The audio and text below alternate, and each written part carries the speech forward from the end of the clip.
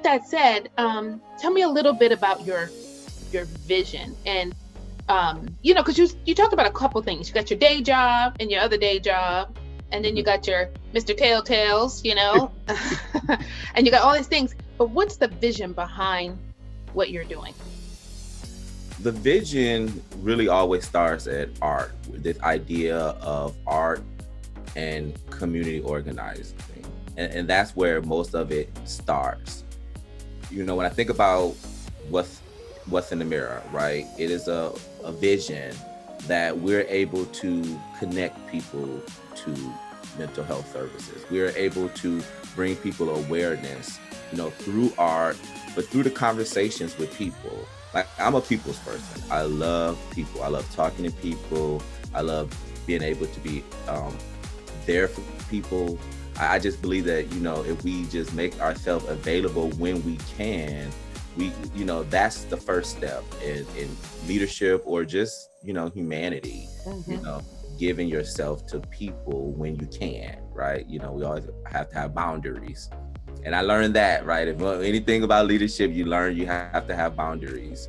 And I would say foremost, through art and advocacy, we can change the world. I really believe that, and awareness. We just use those 3 A's. So what's in the mirror is that, I can take out mental health and I can put in HIV awareness, right?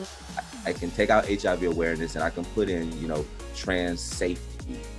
All these things we can use art, awareness, and advocacy to combat, social injustices. We can do that effortlessly. What kind of impact are you trying to make? And if you were given that speech, what would it be about? I would say the tenacity to keep going, to keep moving forward, like you were saying earlier.